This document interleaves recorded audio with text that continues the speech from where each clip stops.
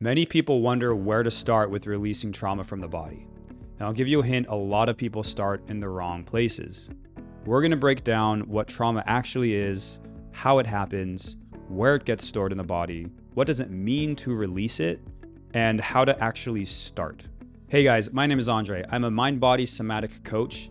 And after years of trying to figure it all out so that I could pull myself out of the deep state that I was in, I now teach other people the things that actually worked for me and how to work through a lot of this faster than I could, and a lot of times faster than they think is even possible. So let's start at the beginning with defining what trauma actually is and why it can happen. There are two kind of main categories you can think of. The first one is little t traumas, and the next one is big T or capital T traumas, right? Your capital T traumas are going to be the big things people think of most of the time. This can be things like abuse or war or things like that. Really big events that had a huge impact on somebody's system. Lowercase t traumas can be smaller things over the span of time, or it can be little things that you just didn't get what you needed. In my case, I had a lot of little t things happen over the course of my life. One of the biggest was just neglect. And this is actually something that didn't happen to me, right? Not receiving the love, the attention, the affection that I needed in order to feel safe when I was a child. So that little t can build up over years, let's say decades of your life. That could become what we would call trauma. Another example of big T in my case was my dad was diagnosed with brain cancer many years ago, and I moved in back into my parents' house to help take care of him, and that 4-month period was absolutely the most stressed I'd ever been because the meds that they put him on made him manic. He was crazy, he was saying things, he was doing things that were just nuts. The amount of stress that my body onboarded in that time was insane, and I carried it for years. So that's like a bigger event. That's like a capital T type of event that could affect somebody. However, this is one of the most important things. If you get nothing else from this video, this is the most important piece. And what it is that the trauma is not the event. Okay, I'm going to repeat that. The trauma is not the event. The trauma is what happens inside of you during or because of the event or the experience. And a lot of times what's happening inside of you is that something is being suppressed. There is an energy or an emotion that is being suppressed or held inside and not being released. And we see this in the wild. Wild animals that get chased or that get hunted have a traumatic event. Something is literally trying to kill them and eat them alive, right? That is trauma for sure. That is a big T event, right? Luckily, we don't deal with that as humans. Because of that, what they do is they have all of this adrenaline energy. They enter fight or flight. When they enter fight or flight, they're going to either run away or they're going to fight whoever's trying to get them. If the predator wins, if the predator overtakes them and overwhelms them, their whole body might shut down. And when their body shuts down, all of that energy gets reabsorbed back into the body and into the soft tissues. And I'm going to get more into that in just a moment.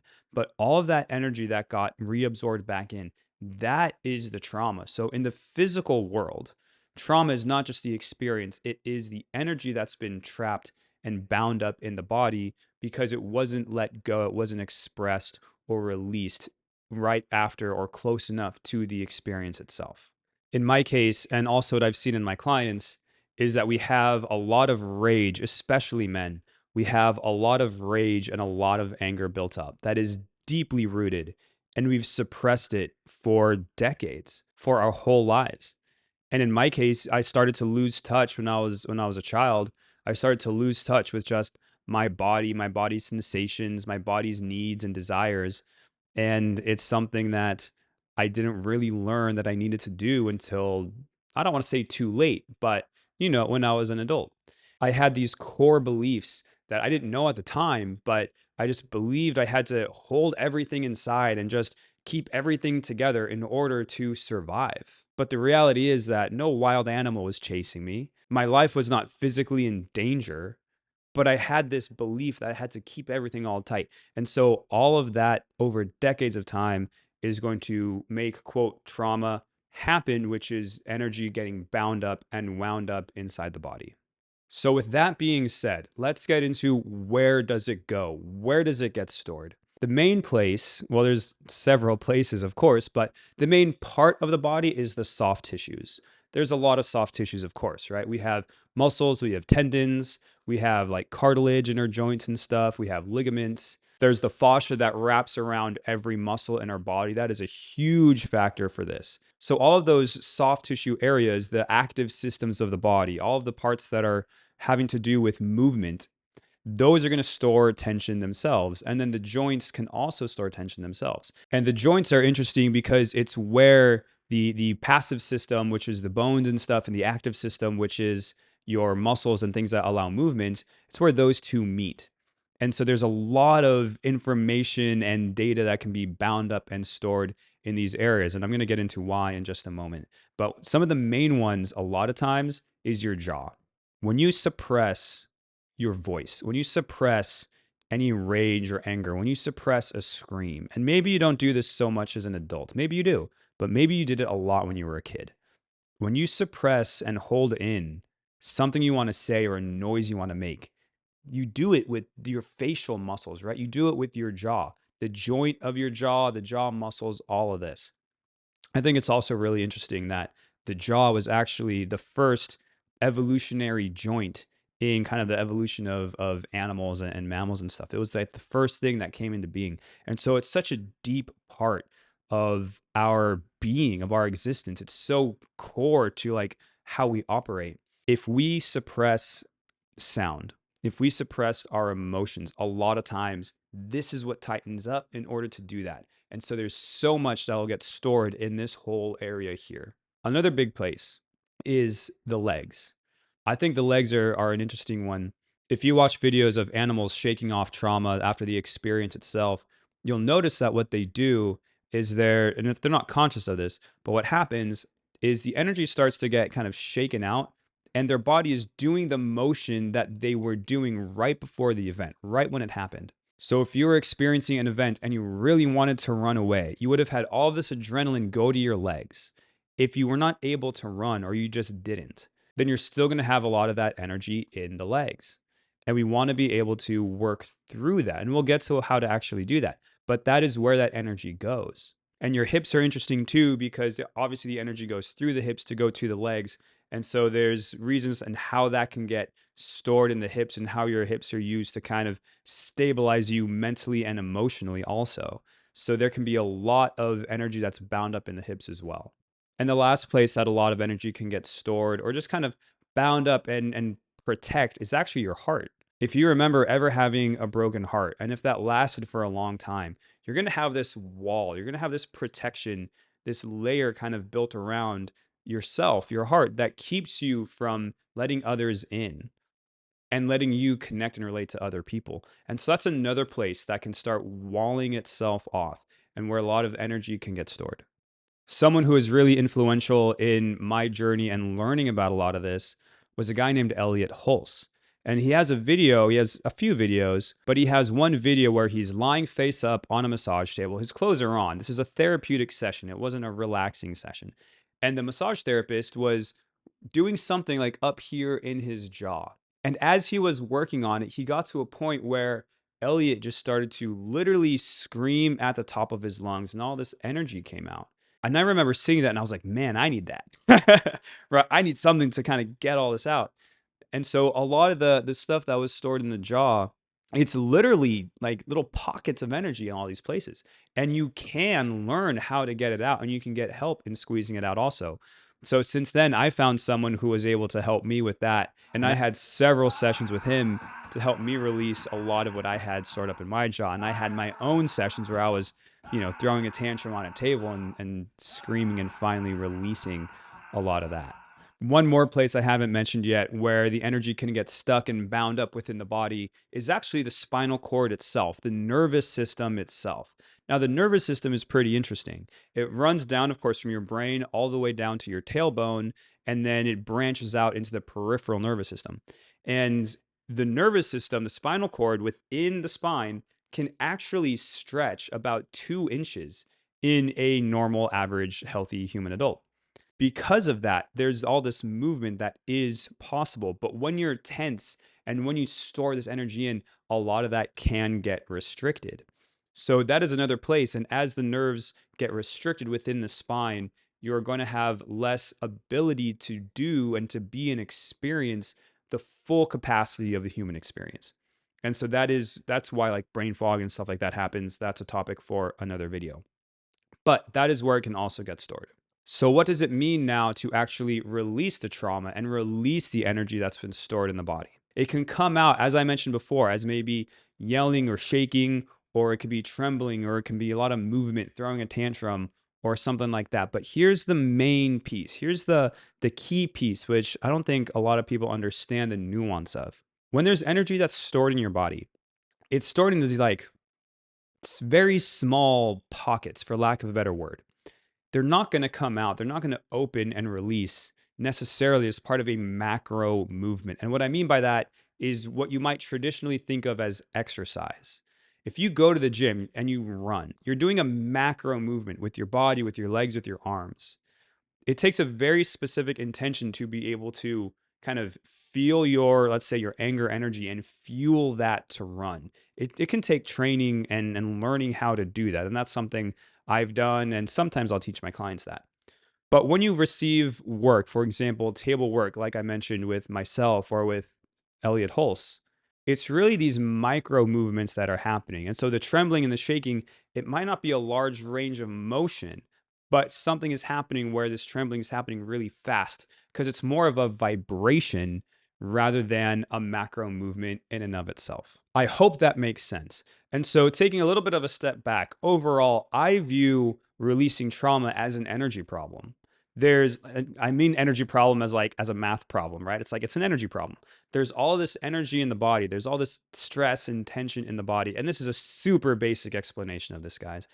And we want to get it to release. We want to get it out and we want to get it integrated back into ourselves so that we have more capacity rather than walling off parts of our being. And because of that, there's a component of, quote, making it happen and also letting it happen and allowing it to happen on its own. Something like going on a run or maybe doing something like breath work might help you make it happen, but that's really you trying to make it happen. There are other modalities like the ones that I teach and other somatic exercises that can help the body allow it to happen on its own. And those are the most powerful things you can do. Once you get really good at these, this is something you can do anywhere, anytime. Not that you're going to go scream when you're in the middle of public, right? But it's something that you can learn how to do at a micro level and just have little mini releases throughout the day so that you're not continuing to store what's constantly happening to you. Because let's be honest, we live in a world that is so overwhelming, that is so overstimulating. Our bodies are constantly receiving more and more information and kind of getting these like little micro stimulations and micro traumas throughout the days. As we can release that, we can be our optimal selves. And of course, we can do the deeper work and release the deeper stuff that we need to as well. The second aspect that's really important, which is not just getting energy out, is untensioning the spinal cord, as I mentioned. And there are a couple modalities that you can do that I think are really important for this. One of the best ones I've ever found is called network spinal. It's a chiropractic modality. It's really, really fascinating the things that they do. It's something I've been very curious to learn more about, and I'm starting to learn bits and pieces from people that have done the work.